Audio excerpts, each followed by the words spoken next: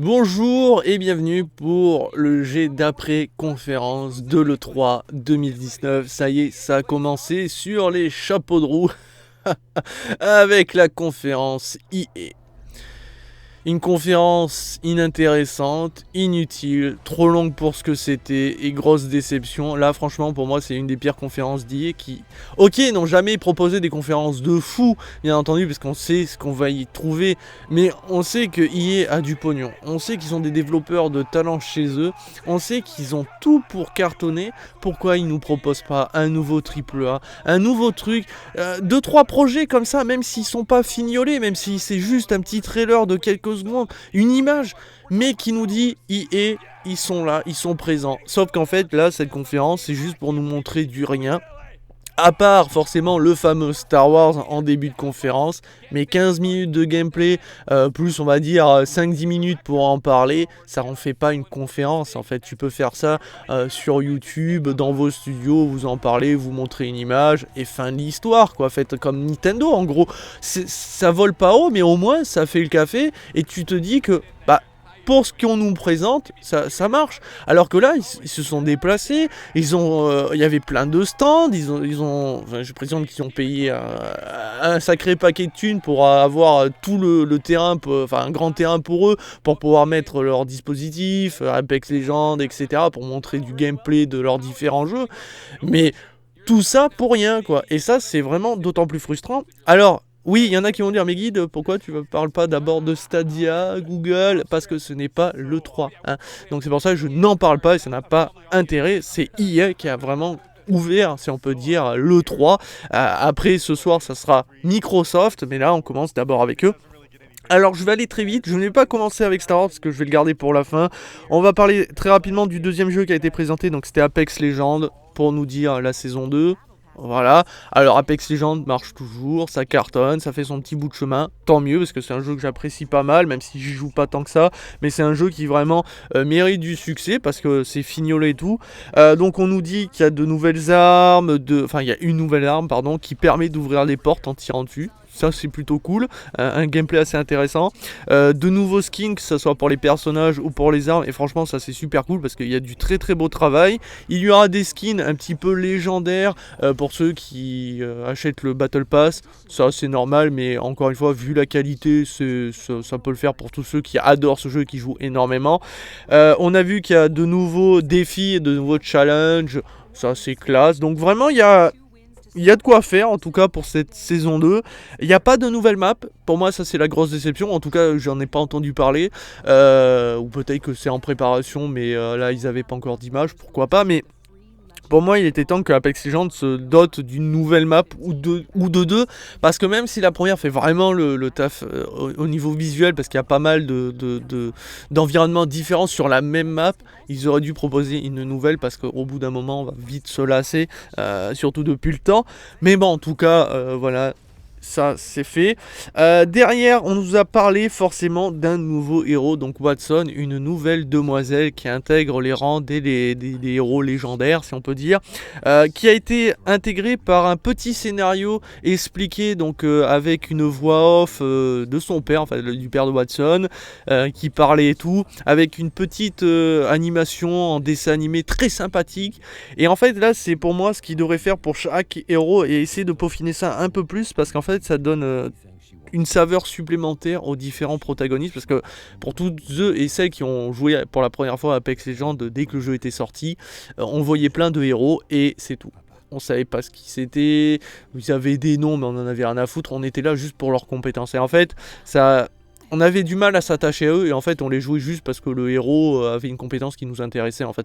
Or, par exemple je vais prendre le Overwatch, eux ils avaient des héros avec une histoire, avec un petit comics, enfin une petite BD pardon, etc. Et ça donnait vraiment vie aux héros et ça donnait beaucoup plus envie de les jouer parce que on pouvait facilement s'attacher à eux. Et là en fait avec Watson, alors je sais pas s'il avait déjà fait avec d'autres, hein. Pour moi c'est la première fois que je vois ça chez eux. Et bien franchement, là j'ai envie de jouer Watson. Et franchement, je trouve l'héroïne assez sympathique. Elle a des compétences surtout défensives. Par exemple, elle peut placer des barrières qui permettent d'empêcher les personnes de se déplacer. Donc, alors, quand je dis empêcher, les gens peuvent passer à travers les barrières, mais en fait ils vont être stun, électrocutés et donc gravement ralentis, donc c'est pas conseillé. Par contre, on peut tirer à travers, vous pouvez prendre une pluie de balles, etc. Ça n'empêche pas, mais en gros ça empêche vraiment ceux qui veulent vous rusher au fusil à pompe, et ça c'est très pratique. Donc on peut mettre les barrières devant des portes, etc. Derrière son ulti, alors je n'ai pas parfaitement compris, mais en tout cas de ce que je comprends, c'est en gros un dispositif qui est placé n'importe où, et en gros il y a une énorme zone qui va vous protéger des tirs adverses à un certain palier. En gros, ça veut dire que ça va pas vous protéger à 100%, ça va pas vous rendre invincible, puisqu'à un moment il y avait un mec qui était dans la zone et qui s'est pris des dégâts, mais ça absorbe une grande partie des balles, etc. Donc ça c'est très pratique, peut-être même des grenades, certainement, mais en tout cas même des ultis, parce qu'à un moment, donc il montrait dans le gameplay, on voyait un personnage à terre et il y en a un qui a essayé de le réanimer, et en fait donc tu vois Watson placer son dispositif et l'équipe adverse a balancé un ulti, donc l'ulti des tirs de mortier, et on voyait que l'ulti défensif absorber les tirs. Donc très pratique, peut-être pas invincible, mais ça a l'air vraiment sympatoche et bien joué. Ça va vraiment donner de très belles situations, mais encore une fois il faut attendre de voir les joueurs pros, les meilleurs joueurs montrer tout le potentiel de ce personnage. Mais en tout cas les animations, même le design, je trouve vraiment cool, et c'est encore une fois preuve que les équipes derrière Apex Legends font du très bon travail, ils ont de très bonnes idées. Et je souhaite tout le meilleur du monde pour ce Apex Legends, et la saison 2 annonce du très très lourd. Voilà, maintenant encore une fois, Apex Legends saison 2, on pouvait faire une petite vidéo YouTube pour en parler. Derrière, alors ça va aller très très vite parce que j'ai quasiment rien noté. Battlefield 5, 3-4 nouvelles maps, c'est magnifique, elles sont sublimes. Mais encore une fois, pas une conférence de 2 heures pour ça. FIFA 20, mort de rire. Mort de rire, ils ont quasiment rien montré du jeu. L'année dernière, il y avait du gameplay et tout, même si là, dans cette conférence, on nous a parlé du jeu, hein, je vous rassure, mais on nous a montré quasiment aucune image, ou 3 secondes à tout péter. Derrière, on nous a juste montré une meuf qui se baladait, qui parlait à des mecs qui jouent au foot et tout. On en a rien à foutre, on veut voir le jeu. Mais bon, bref, c'est FIFA 20, donc à l'heure actuelle, pour moi, FIFA est en déclin. C'est pas encore au point qu'ils vont se sortir les doigts du cul pour sauver le jeu, je vous rassure, puisque encore une fois la concurrence PES est très loin de cartonner. Mais bon, FIFA 20, c'est FIFA 19, c'est FIFA 18, en gros un FIFA un peu plus joli, un peu mieux peaufiné au niveau des gestes. Mais bon, en matière de gameplay, ça vole pas haut, donc on s'en branle un peu. Maintenant, ça marchera certainement. Après, je crois qu'ils ont parlé qu'ils avaient rajouté des trucs, mais bon, j'en avais rien à foutre, je me suis à moitié assoupi à ce niveau-là. Après, Madden FL 20, voilà, bon bah voilà. Et on termine la conf avec The Sims 4 Islande, le nouveau lieu, sympathique, mais c'est les Sims 4 quoi.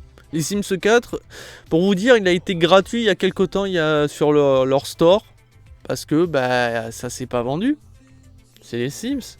C'est un jeu de niche, mais à un niveau encore plus vénère qu'à une certaine époque où les Sims ça cartonnait et tout.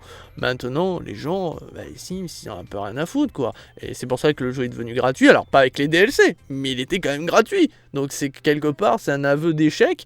Et le problème, c'est que là, ce nouveau DLC, si on peut dire, je vois pas ce qu'il va apporter de plus, à part un nouveau lieu. Oui, on va pouvoir dépolluer une plage et tout, on va pouvoir jouer les écolos. Mais bon. Les Sims 4, et c'est tout. Bref, on va terminer cette vidéo donc de ce jet d'après-conférence EA avec le Star Wars Fallen Order qui nous a proposé 15 minutes de gameplay en ouverture. 15 minutes pour nous montrer que le jeu était plus ou moins fini, avec des problèmes techniques, que ce soit au niveau des animations, que ce soit au niveau des graphismes, il y avait des petits problèmes par-ci par-là, surtout au niveau des Wookiees. À la fin, on voit un Wookiee, j'ai jamais vu plus moche que ça. C'est incroyable. On avait l'impression que c'était un Wookiee PlayStation 3, limite. Enfin, dégueulasse. Encore une fois, même si le jeu, là, en matière de gameplay, est plus ou moins fini, ils ont le temps de peaufiner, d'améliorer ci et ça. Donc, encore une fois, attendons de voir le jeu quand il sera fini. Maintenant, ça me fait un peu peur pour certains points, puisque, déjà d'une, le héros ne ressemble à rien. Il a aucun charisme. Et quand on sait que ce jeu c'est plus ou moins le pouvoir de la force, donc le fameux gros jeu qui était sorti sur Xbox 360 où on incarnait un Sith avec ses double sabres laser qui était magnifique, qui a été adopté par Dark Vador et qui devait derrière tuer Dark Sidious, enfin bref, une histoire assez poignante, un jeu que j'invite que je vous invite à découvrir, même si il a mal vieilli, mais franchement, il est vraiment assez incroyable au niveau des pouvoirs, au niveau du charisme du personnage, de l'histoire et tout. Vraiment, c'était impressionnant. Donc, on va se calquer sur le pouvoir de la force avec ce Star Wars. C'est pas un plagiat, c'est pas un copier-coller, je vous rassure, il y a de nouveautés, mais on retrouve un petit peu le même principe, ça veut dire des petits couloirs par moment avec des grandes zones ouvertes où on va pouvoir un petit peu se balader, jouer de la plateforme et utiliser nos pouvoirs de la force pour débloquer le chemin ou se l'ouvrir, etc. On va affronter forcément quelques véhicules pour montrer que notre Jedi il est pété entre autres. Donc en fait c'est exactement le pouvoir de la force version 2019 en fait. On le voit d'ailleurs la première fois où il va utiliser la force, il y a un moment, tu as une porte qui est un petit peu entrouverte, enfin 2 grosses portes blindées, c'est exactement la même manière et la même animation que dans le pouvoir de la force. Donc on sent qu'ils se sont pas foulés, c'est pas un reproche, mais ça vous met un petit peu en tête ce que ça va être le jeu. Mais voilà, donc déjà le Jedi n'a aucun charisme, le droïde qui l'accompagne est tout mignon. Mais bon, ça, on s'en branle un peu, ça reste un personnage secondaire, mais en tout cas, voilà.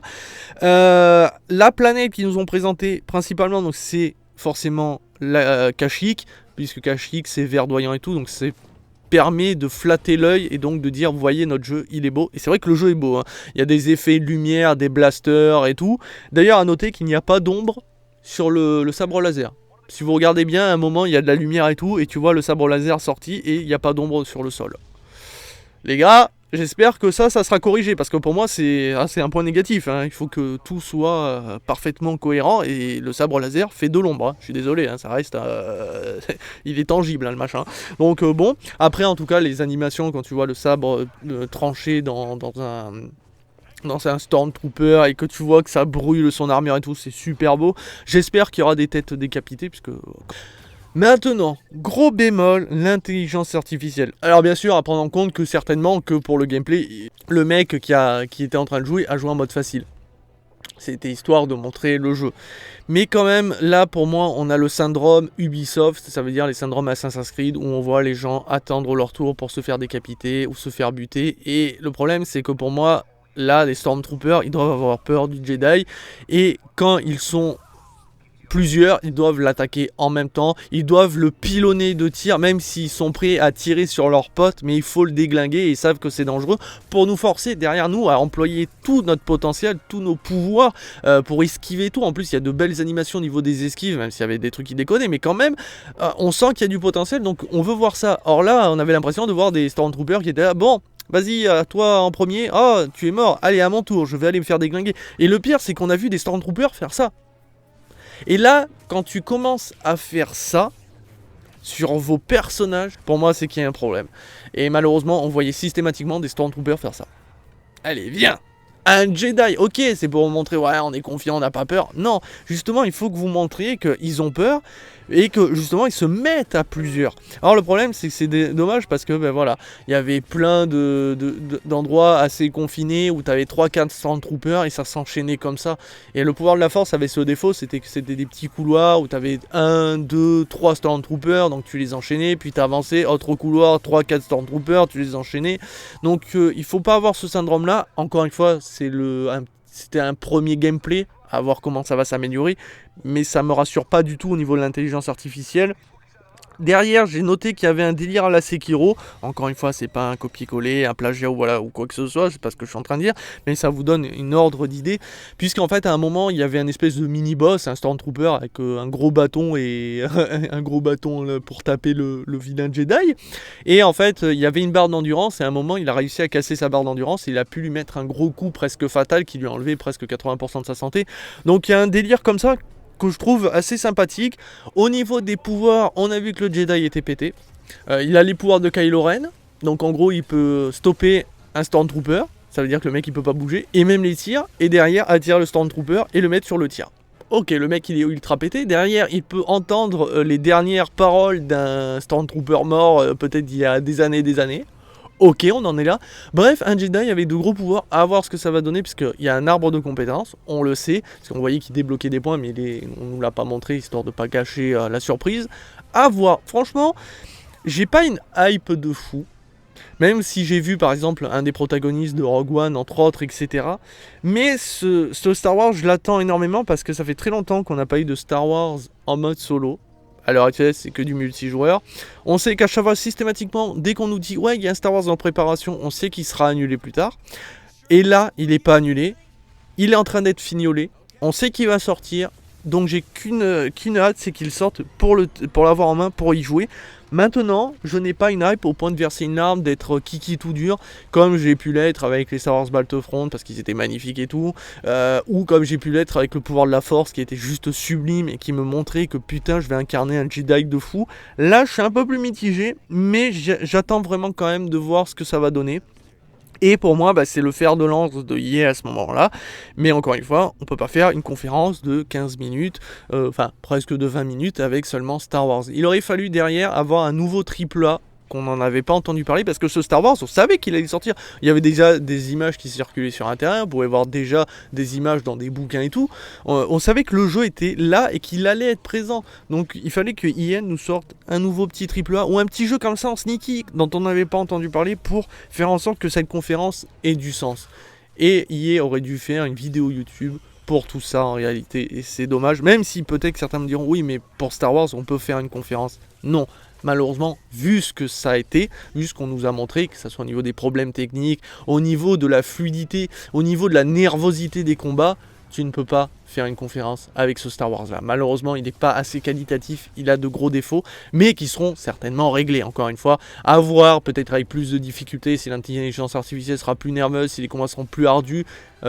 Bien entendu que ça sera plus dur à tuer certains personnages, mais ce que je veux dire, c'est que là, vraiment, on voyait les Stormtroopers être en attente, etc. Et ça manque de nervosité, et ce qui fait que ton Jedi, en fait, tu pourrais incarner n'importe quel Jedi un peu faiblard, et ça serait tout aussi impressionnant. Alors que là, on a un Jedi pété, donc tu as envie qu'il emploie tout son potentiel. Alors là, pour l'instant, de ce que j'ai vu, ça sera pas vraiment trop le cas, mais à voir.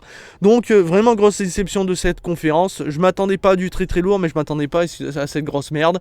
Donc, voilà qui conclut cette première vidéo du jet d'après-conférence de l'E3 2019. Et on se retrouve pour la conférence de Xbox.